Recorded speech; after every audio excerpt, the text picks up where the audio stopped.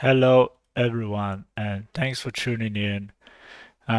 In today's video, we'll talk about updates on FlutterFlow, and the most excited update that just came uh, this week is actually FlutterFlow AI generation. Let's build the future with AI.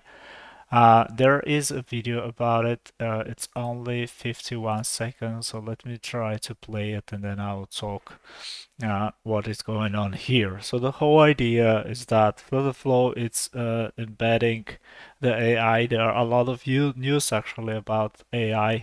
We have the Midjourney 5, we have ChatGPT 4, we have the Microsoft embedding with the Office package, embedding the chat GPT and also Google.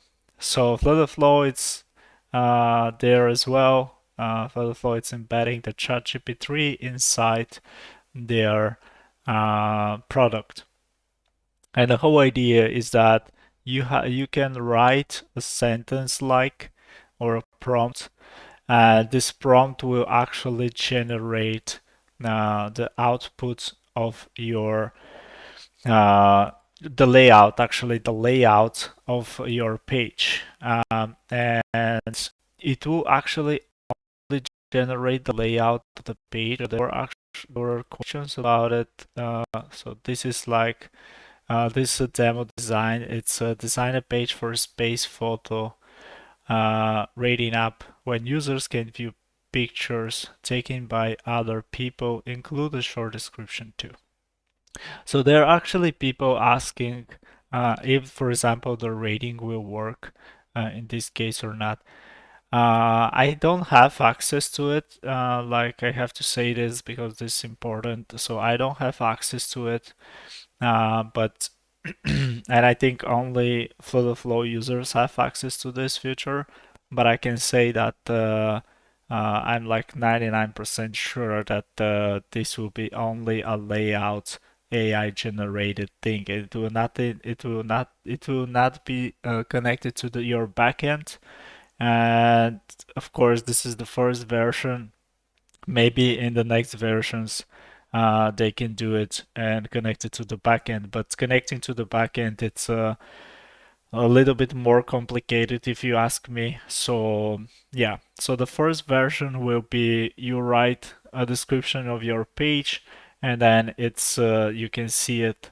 The whole layout is built for you. This is actually great, like I said in the post below, because I'm not a designer, like I'm saying this a lot. I'm not a designer, so this is great to actually test it. And as long as I know, Will from the FlutterFlow said that this will be available. Like there is a list. You can see over here. You can join the list. So you can write your email. I actually wrote my email to join the list, and you can do it as well. As I said, I don't have access to it, but Will said that Will from the FlutterFlow said that you'll probably need tokens for that. I'm not sure, but they will be like free. Uh, sorry, there will be like free prompts. Like for example, I don't know, like 20 or 30 prompts per week or month. Doesn't really matter. And then you have like prompts that you have to pay for them if you exceed this number. As I said, this is speculation for now. But this is, I think, how it will work. I think you will not have unlimited access to the prompts unless you're, for example, in a team or something like that. But like I said, this is not official. So what I'm saying is actually guessing what will be. Uh, and it's for the flow team to decide. Sorry. And I expect this to come out in the next uh, mostly 2 weeks. As I see how for the flow it's going on with their updates. They're actually very fast with their updates, so I expect this to come in a 2 weeks max. So yeah, stay for that, stay tuned for that. And let's go to the actual update. So the actual update dropped yesterday by the time of I'm recording this video. It includes a bunch of things, and the one that is the most excited one, it's actually a backend query caching. So what is a backend query caching? You can cache any backend query for reuse across pages or to be present requerying when the page rebuilds. And this is, I think, this word is the most important word here. It says any, which means that in theory you can cache not only Firebase, but you can cache API codes and you can cache Supabase as well. So there are 3 types of database that you can use, or a backend database that you can use in FlutterFlow: Firebase, Supabase, and API codes. And you can in this case, yeah, it says you can cache any backend call, which means you can cache the 3 of them, which is great actually, because most of the time for the flow, it's starting with one backend, and in theory, this is the Firebase one, and then they're expanding it to the other database. But now I'm really happy that they actually did it for for like the 3 of them in one shot. So that's great. This can significantly improve performance and page loading times, leading to an improvement user experience. Yes, the whole idea of the caching is that it will, like it says, caching, it will actually cache your data. So that means that before we had caching, it will actually, when you visit a page, let me show you here. So when you visit the page, so for example, this is my page. So when you visit the page will actually download your cache. And now it is actually not downloading the cache. When you visit for the second time, it is actually caching it already, so it's not loading anything anymore. And it just instantly load the page, so you can see it over here. It's very simple. Let me show you how you can do it in FlutterFlow. So if I go in FlutterFlow, I created this brand new page. Let me zoom a little bit, probably so you can see better. So I created this brand new page, and I'm using the JSON placeholder that's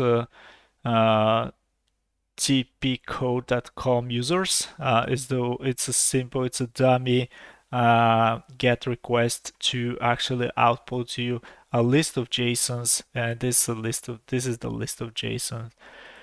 And how you can set it up is you have to actually go first to the API code, because this is an API code, but like I said, you can use it with Firebase as well. So just put the address over here, write the name of the API code, in my case users, and then you can test it and it should work. This is the only thing that you have to put. And then when you go to the page, the actual page, I created a list view. So when you go to the list view, go to the backend, and at the backend, it will be an API code users, and just save it. This is everything that you have to do here. And after that, you have to enable query caching. So when you enable query caching, you have two things that you have to do. The first thing is that you have to decide if this data will be used across your pages. So if this data is used across your pages, what is the level that you need this data to be accessible? Do you want it to be an app level or a page level? So you can decide this. If it's only in this page, you only use this data in this page, then do it with a page level. But if you want to access this data across your app, so just use the app one. And then we have the query name. So the query name, select an existing query name or create a new one. Any similar query So across your app with the same name will use the same query cache. So the idea here is that if you actually want to use those cached users across your app, you can actually select it from here. So if you select this from here, it will actually use the cached one and not your backend data. And I'll show you in a bit about that, or maybe I can show it right now. So if I create a new page, and let's say this was, so talking about the new page, actually, I wanted to add something real quickly. And this is that before we actually wrote here the name of the page. And for example, I can start writing here the cache, for example. But now this is actually used for search for page templates and not for creating the page. I don't know why they changed it, because they changed it over here, but they didn't change it when you create a project. So when you create a project, you have to write the name of the project over here and then click create. But when you're creating a page, you have to click over here if you want to be a blank page, not from a template, and then you can then write your name over here. And then I save this page, and then let me show you what I mean. So if I click colon, I can actually put it in the colon. So let's put it in the colon so I can show you how you can do this. So let's put it in the colon, and then in the colon I will have the same API code, and this one will be users, is the same one. And then from here, I will say it should be the same level. It should be API level. This I will not create a new one. I will just use the old one. So when I use the old one, I will actually here I can say user is the individual user that I have, and this is coming from users response. And the path that I want is actually I want the whole JSON. You can actually take a part of the JSON, so you can take only the names, for example, or the usernames or the emails. It doesn't really matter. But in this case, I want the whole JSON. And then click confirm over here. It will actually tell you that this will actually generate children's, and you're good with that. You can say, yeah, okay, let's do that. And then you can, in order to display each individual child, you have to click on user item and then click on JSON path. And when you click on the JSON path, you can actually show, for example, let's say we are going to show the email. So I'm going to write the door. So the door sign in this case means everything that is inside here. So you have access to everything that is inside here. And if I want something individual, like let's say for the email, I can write door sign dot email and then confirm. And this will actually give me the email. And in order to show you that, we have to go to entry, and let's say that I'll link it with that menu, and then I will say I want to navigate to cached. Okay, and then let's instant reload. I only have 5 minutes. So let's, I'll probably have to do another test mode, but that's okay because the test mode is great now. And let me show you what I mean. So the first time, like I said, the first time you load the page, it will actually load the data. But the second time you load the page, it will actually load it from the cache. So there will be no loading time at all. So that's actually what is great with the caching. And then let me zoom a little bit, probably here.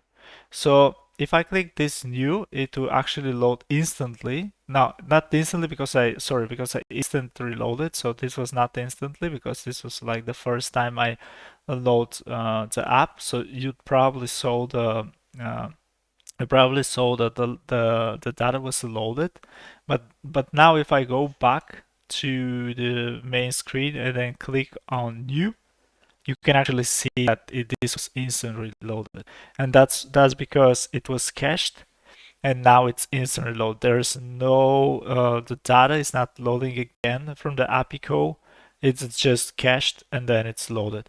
Previously, it was loaded every time, so every time it was loaded, and then because of that, and because of the Firebase, it will actually this will represent you like in a lot of querying, a lot of queries. And now if you actually, I recommend everyone to use the caching, because the caching will actually save a lot of time for the user, and will also also like save you money because of the queries counts in Firebase, but not only Firebase, because if you are using API calls, it will actually get your server overloaded if you have like a lot of data and a lot of users. But in this way, when they load the app, it will actually be loaded once and that's it. So that is actually perfect news, and that's a great one of the, I think, the biggest updates, and I could say that in this 6 months, I don't see how they can beat this. To be honest, I don't.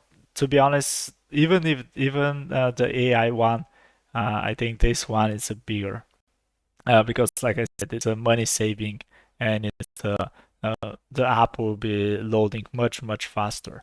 And then let's go back in this page, and now if I click menu, you can actually see that this is also instantly reloaded. And the reason for that is that I'm using the same query. So when I'm using the same query that is cached in my case, it was cached users, it will actually not load, not query the data again. So this is actually, as I said, it's a perfect news, and it's working like a charm. It's working amazing.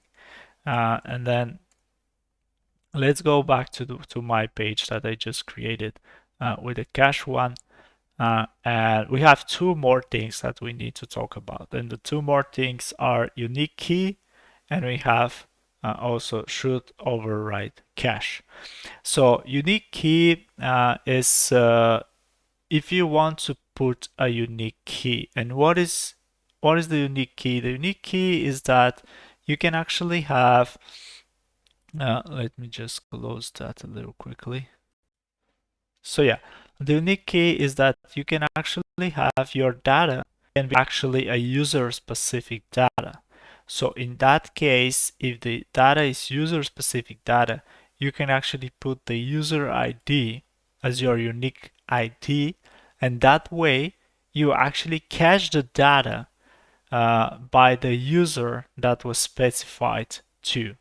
And this is actually great because in this case, for example, if the user, I don't know, if the user have like filtering, or you're filtering something based on the user, you can actually use it like that. So you can have a unique key and base it on by the user, and this data will be, like I said, this data will be specified to the user that is opening your app, and not like in general. So if I go to the I, there is actually an information in the I icon. So it says a string used to uniquely identify this query based on its inputs. If any of the inputs on your query change, you may not want to reuse the same query result. In this case, you should create a unique value based on your query inputs and set it here. The cache will only reuse result from the queries with the same key. So, so like I said, it will actually use.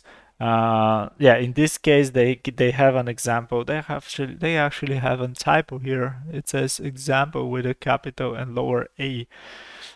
Probably they have to fix this if they are watching my videos. But yeah, so they have like, for example, here is the combine text set to username, and then it says settings tab.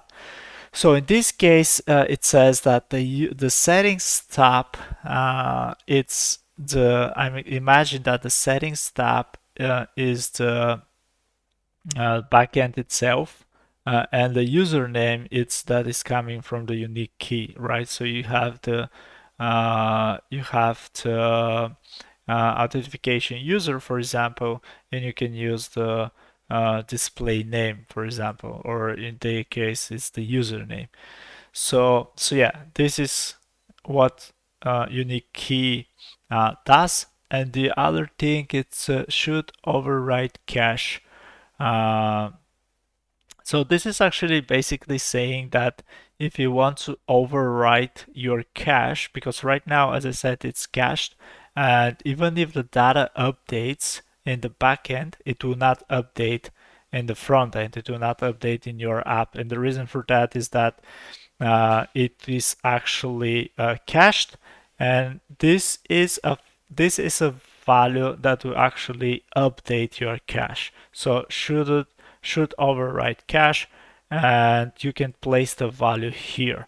So it should be a boolean, as you can see over here. It is a boolean, and it could be something like update, or you can have like upstate that it says update my value, or it could be something else. And this can actually come from your backend. So the whole idea is that you can, for example, have an upstate, which is a boolean, and it will say update. The name of the variable will be update data, and you can actually update this. You can have a new query to your database, and you can say like to 1 and 0, and if you have it in 1, which is true, the whole data will be updated. So you can control this from your backend as well, or you can do it with the pull one. I think so you can do it this way. I'm not sure, to be honest, but there is this enable pull to refresh.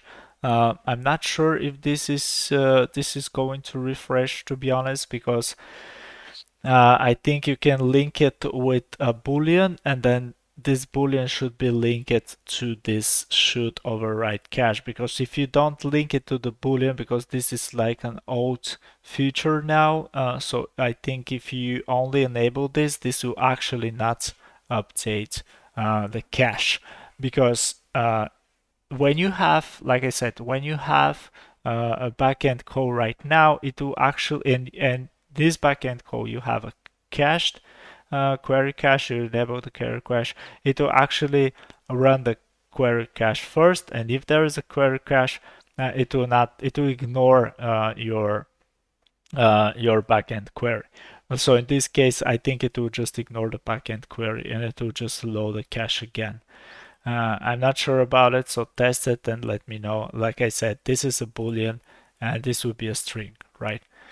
So, and there is I know I talked about a lot about this, but it's actually a big thing for me. So there was actually a post Victor about this, and I actually want to, how does query cache work, and how is it different from single time query? Um, and I'll try to answer all of his questions, because I think he have legitimate very good questions. So how does the query cache work? I think I already answered this in details. And how is it different from single time query? It is different from the single time query because the single time query will not cache your data, right? It will actually query your data, and then if you load the page, it will actually load or query the data again. So this is the difference. One, here it will load the cache, it will query the data only once, and here it says single time query, but this is single time query for every time you load the page. And then he actually had a lot of questions, and one of the things that he said is there is no documentation about it. And yes, he's right, there is no documentation about it. because this is a brand new feature and there is still no documentation about it, unfortunately, but it is coming actually. So you can watch this video as you're doing it probably to understand how the query back is working and the other updates as well. So far, here are some thoughts and questions regarding its functionality. First, it seems that the cache, it is not only for the page itself, but you can share it along pages. Yes, that's right. You can actually use, like I said, you can actually, you have the scope, you have two options. It is an app level or a page level. So if it's an app level, you can use it across your apps. And if it's a page level, it can be used only in this page. And like I showed you in my demo, the the whole idea is that if you want to use it across pages, just choose apps level and then choose the same query name. If you choose the same query name, it will just load this. It will load it from the query. And then he wrote, it seems this query sharing, it is controlled by two parameters, scope and query name exactly. It seems quite powerful. It is actually super powerful.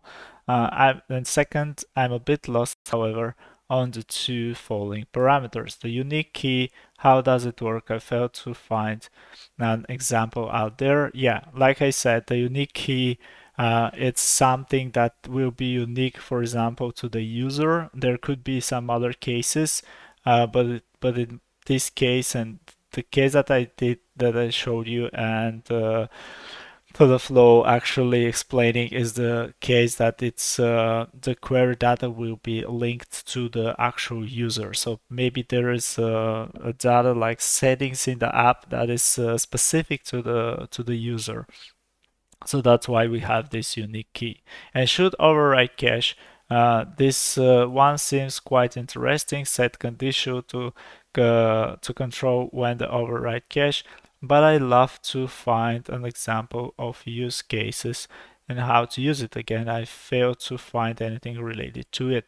Yeah. So the thing, like I said, it's you can have an app state, and this app state could be like update, and then you can actually use this boolean to update your cache. Because like I said, if you don't have a boolean, if you don't have a way to update the cache will actually stay indefinitely. So if you have a data that will never change, that is great. Just set up the cache and then you're done with it. But if you have some data that will actually that is actually updated, like in a time period or something like that, you have to put it here, right? You have to put it. You have to have like condition, and for example, say if the date is greater than 7 days ago or something like that, then update the data. Or you, as I said, you can do it with another query. You can have a query inside the first page, for example, or here the scaffold, and you can actually say that you can query to the backend and say update. This is the field that I'm going to use is an update, and then change this update to your backend to true, and this will and link it over here, and this will actually update your backend query. So yeah, like I said, it is used for updating the backend query, because without it, it will actually never update your backend because it's cached. And the third one is, how does cache query, single query relate to each other's? What aspects are in common? When it's better to use one or another? So yeah, I think, in my personal opinion, I think the cache queries should be used like in like 99% of the time when you have some queries that are not updating constantly. If you have a queries or a database or a data that it's updating constantly, then yes, you can use a single time query. But if your cache, if you want to if your data is actually not updating like every day or every week, or updating in like a specific about something specific, then you have to use the cache query. And like the difference is that this will actually, like I said, this will actually cache the data in your app, and this will actually single time queries. I think it will still uh, it will still load the data every time you go to the page. I'm not sure about it, but I think this is the case. And then we have what happened when a document of a cached query changes remotely in Firestore. Yes, when a document, it should, I haven't tested that, so if someone tests it, please let me know in the comments. But I think if you change remotely the document in Firestore, for example, it will not change the query data. That's why I'm saying it's very important to set up the should override cache, because without the should override cache, your data will actually never be updated. Even if you update it from the Firestore, it will just get the cache and it will not update your data. And then he says, I've done some simple testing, and it seems that even though your caching for the flow reflects the changes in the Firestore document in real time. Yeah, as I said, I haven't tested that. In reality, it should not update, but you're saying it's updating. Yeah, let's write in the comments about it. And like I said, I haven't tested with a Firestore. So yeah, let me know how this actually works. It's super new. It's from 1 day ago. You can try it yourself by simply set it up. So he's explaining how he set it up. And then, yeah, so this is everything about caching. Like, I talk about a lot about caching, but it's actually something very important. And especially people, I think, yeah, I would say especially people using Firebase, but this is not the case actually. If you're using Supabase and Apicos, you should do it as well, if you ask me. Okay, and now finally we can go to the second one, which is actually set and reset widget states. So we have this new functionality, which is to reset the widget states. So yeah, I promise you from now on it will be faster, much faster than before. So the whole idea is that, let me show you this. So the whole idea is that when you have some forms, you can actually now click a button which actually reset the values of the fields that you have already placed. And there is actually a drop down, and they didn't use the drop down. So let me see if I can actually put the drop down, and if we can see if the drop down can be resetted as well, because this is important. This is interesting. It's not important. It is interesting. And how you can do this? Of course, you have to have a text field, or in this case, a drop down, or some kind of form element. And then if you go to the bottom, you have actually a new action, which is reset form fields. And then you can choose which form fields you want to reset. Fortunately, as you can see over here, we cannot reset dropdowns, and probably that's why in the JPEG they're not resetting the dropdown, because you cannot reset it. If I add a new text field and click on this button, you can actually see the text field. It's here. If I delete it, you can see that it's not there anymore. So I actually instant reload my test mode. So to test this in action. So yeah, for some reason the test mode is not loading anymore. Yeah, I always have such problems. I don't know why.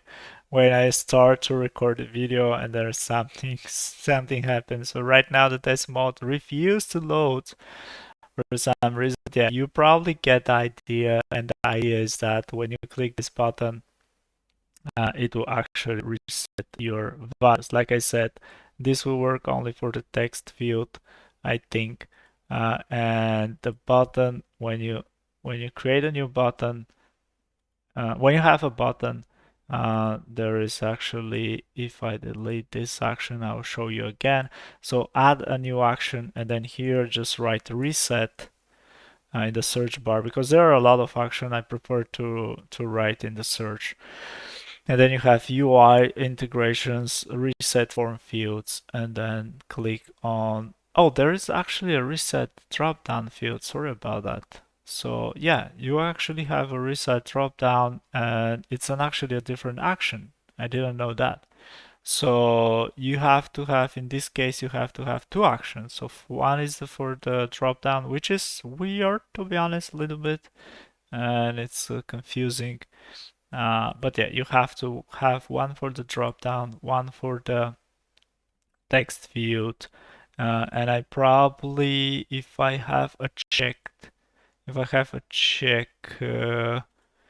so let me test this out. So if I have a checkbox, for example, I'm assuming that I have to have another action for the checkbox, checkboxes. So let me see. So if I go to reset fields, and yeah, I have another action for the checkbox fields. So yeah, keep in mind that different types like checkbox, drop-down, text field, and so on and so forth have to have a different action. Yeah, so keep that in mind. I didn't know that as well. So yeah, this is probably the most important part over here. And then we have the read-only project access. So let me show you. I want to actually hide. I'm not sure how I can do this, but yeah. So yeah, now when you go to settings and then calibration, and then here you have, for example, I'm the owner of this project. You don't see my email, but I'm the owner of this project. And there is some other one who is actually active in this project. And now we have a new functionality to actually click over here and give this user only a read access to the project and not a write access like before. Before, the only way that you can give access to the project is the write access, write and read access. So people can actually mess with your project and do like horrible things. But right now, you only have you have the possibility to actually have to put them in a read only mode, which will be only reading your project and not able to change anything on your project. And the actually another good thing is, I don't know why, or maybe maybe there was in the updates, I don't remember. You have the log. I think we talked about it, but you have the log and you can see who changed what, and you can download the log, and you can actually see if someone is doing their jobs or not, right? And then we can move to the next one, which is generate. Sorry, I forgot to put this. So read-only projects. We talked about it, and then we talk about, now we can talk about generate theme covers from an image. So the whole idea is that our new extract from image feature lets you create stunning themes based on the covers of your image.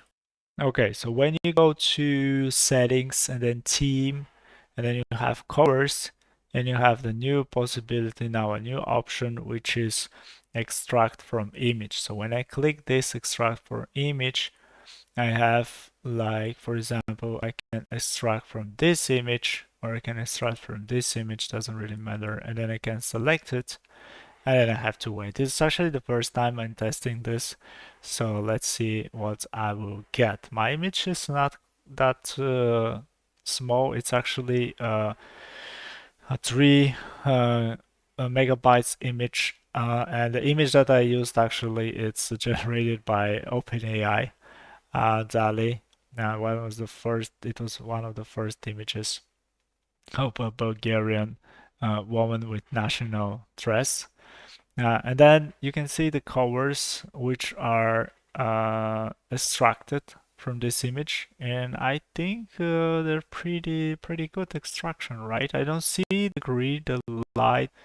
I think it's a blue one, light blue one. I don't see it. Probably it's inside somewhere here, but I don't see it that often in the image, right?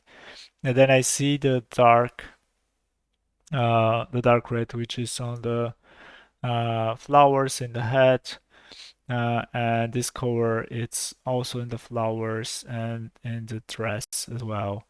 And yeah, it's pretty legit, except maybe for this color. I don't know why. Where is it? Probably it's getting it from here, to be honest. Where is the mark of DALI E? So yeah, let me try and put those colors. So it says, okay, let's put those colors, and where is it putting them? I'm not sure because this is the primary color, right? So if I click in the primary color, now I can choose what color should be my primary color, and I can actually use I can actually use the colors that were extracted from the image, which is actually great. And this the second one. I can put like this one, and this one can put it like this. So yeah, you get the idea, and then I can click done.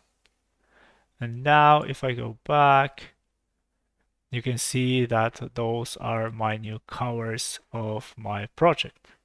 So my project have new colors. That's great, actually. It's a very good improvement as well. I really like that.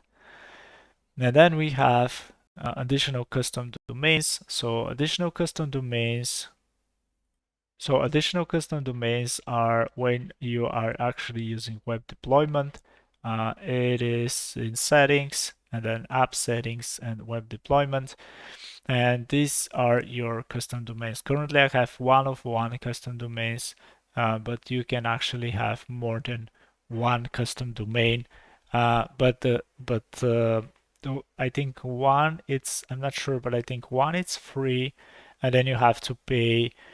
Here it says $12 per month for each and every custom domain that you want. It should be a team's owner, and I think I'm not the team's owner, and that's why I don't see those additional custom domains. But yeah, if you ever need them, this is how you can get them. So it says a standard pro, and the teams plan owners can now purchase. Okay, I'm on the starter one. No, sorry, I'm on the pro one, I think. So yeah, this is how you can get it. And then then we have upload any file type. So upload any file type. This is actually interesting because I did a video about that like a couple of months ago. So go if I go to my channel, this is the video that I did that says FlutterFlow makes it easy to upload any file type to Firebase, and that was like 2 months ago. And finally, FlutterFlow actually enables you to upload and save file type action. So let us try this. So if I go to this button, um, or okay, create a new one. So let's create a new button. And then in this button, I'm going to, so let me just move that a little bit. So let me move this here. So this would be like a form, and this would be like uploading. So this one will be uploading a file, and let's make this scrollable. Okay. And now let's go to actions, and let's add a new action, and let's say upload, and it says upload media. So when I click upload media, I have upload save file, and if I click this, it says upload. Where do you want to upload it? Well, I want to upload it, in my case, let's say Firebase. And what is the type of file that you want to upload? The type of the file that I want to upload is any file type. And then do you want to show in the snack bar that the file is uploaded? Yeah, probably. And then I can also save it to a local storage, any file type. So this is actually how you can do it. It's pretty simple, and I'm happy that they finally include that to their source code or to their default projects. Which is this video is now irrelevant, but yeah. And then we have the change background color for testing. I hope my testing is still on. I'm not sure because it was not working and expires. Okay, okay. But then the the thing is that you can actually click now this button, which will change. Yeah, exactly. It is changing your mode of the testing from dark to light. And if I click it again, it is changing it from dark to light. And the final thing, and this is actually thanks to shout out to Serge. So Serge, great idea actually. If you have more ideas, share them with the team. I had a couple of them, but let's see if they integrate mines as well. And then we have other improvements, which is raw text option for the API response. Our new raw text option allows you to receive data in an original form rather than automatically convert it to the JSON, which is actually great. If you need it, you can then parse the data into the format that you need using a custom action. This powerful new feature is unlocking SOAP API support in FlutterFlow. So that's great actually, because right now we have the SOAP API response. And if I go to API codes, and if I go to users, for example, I'm not sure how I can enable the response to keep on the response of not responsive JSON, but probably, yeah, but probably I think you don't need to do anything. I mean, you don't need to do any settings. I think it's by the default, it will work out of the box. You don't need to explicitly say it, put me a raw text. I think so, because it says raw text option for the API responses. But to be honest, I don't see this option. Where is it? Uh, so yeah, if you see the option, let me know in the comments. I currently don't see it, to be honest. There should be an option that says raw text. Or maybe, like I said, it's out of the box. And you don't have to put it in the settings. I'm not sure about it. And then we have the, we're upgraded to Android targeting SKK version 33, which is great because I love updates. So this is a great update as well. And then we have the bug fixes. There was actually a bug fixes about fixing edition not working with the API JSON results. And there was the custom functions were not working as well, and they were resulting in no. And there were like a lot of people complaining about that in the community.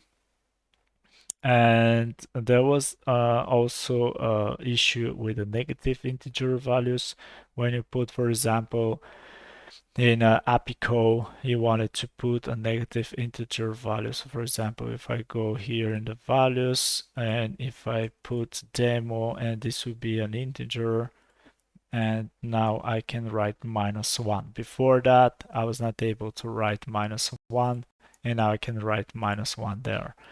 And yeah, that's it for now. It actually turned out to be a long video, but I wanted to include all the updates.